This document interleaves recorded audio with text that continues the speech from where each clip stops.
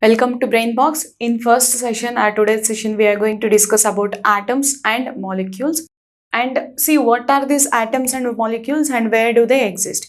So if at all we study about the matter, we know well matter is composed of many smallest particles, and when we divide the matter, we can divide the matter into some smallest particles. So when we divide the matter into many small particles, the smallest particle obtained by subdividing the matter is called as atom, right? So if at all we studied about the history for the discovery of atom, then the first thing in olden days or in ancient days, Maharshi Kannad is one person who gives introduction about the existence of the smallest particle, and he is an Indian scientist and he named the smallest particle of matter as Paramanu, which means to say that the matter, the smallest particle of matter in Indian languages, right? Means we call it as Sanskrit, right? And now the name atom is given by the Greek scientist and the philosopher, who is, the name of him is Democritus. So the person, a scientist Democritus, has named the smallest particle of matter as atom. So from there, the study of matter has been initiated, and then they started to understand about the nature of matter and different particles and how the atom will exist in the matter.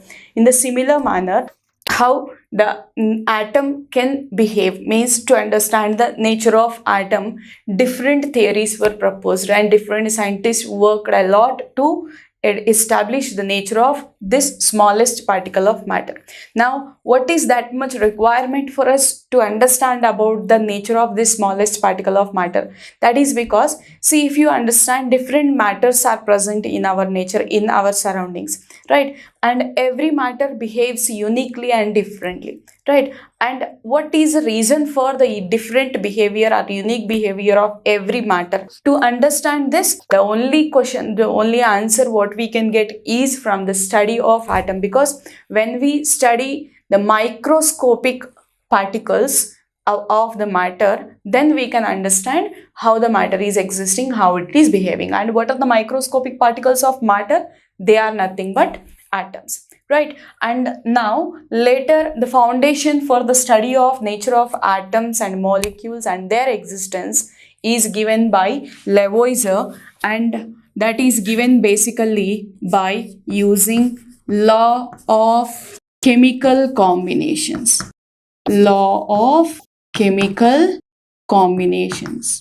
So this law of chemical combinations helps us to understand about the basic nature of atom. How does it exist? How does it combine? And what is the basic structure? Because we can understand here that atom is a building block of matter, right? Then the first thing is the block, or the smallest block of this matter. To understand about its nature is very important, right? So there are two laws of chemical combination what we need to study here, and out of that, first law of chemical combination is law of conservation of mass. Law of conservation of mass. So what law of conservation of mass says that? See, as the name says here, mass of a given atom means we are speaking about atom here. So mass of a given atom is conserved during a chemical reaction, means mass of atom is neither created nor destroyed during a chemical reaction. This is what the law of conservation of mass is. So what law of conservation of mass says? Mass of an atom, because it says about the atom here, will neither be created nor be destroyed during a chemical reaction. It only changes from one mass to one form to another form. But there is no creation or destroying of any atom during a chemical reaction. and the same we use it to study it as a matter can neither be created nor be destroyed, right? But here as we are applying the same concept to the atom, because atom is also after all what? It is a particle of matter, right? Now we'll go about the another law, which is law of constant proportions. Okay, law of constant proportions. So what this law of constant proportions says us? So it is very simple to understand about the law of constant proportions. It says that the sample of a substance obtained from different sources, means if at all we get one substance like water. See, the composition of water is like H2. Okay, now the sample of water obtained from different sources always contain same percentage by mass, means the ratio of the two elements always remains same. Okay, so this we always will say like this. So the composition of given substance always remains same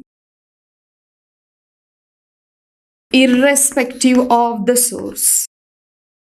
Irrespective of the source means it does never matters from where we have obtained the given compound. It always matters what is the actual compound, right? So whatever may be the source from where we have obtained that compound, its composition always remains same. So this is your law of constant proportions. So these are the basic two laws which decide or which lays a foundation for the further study of atoms. Okay, have a look.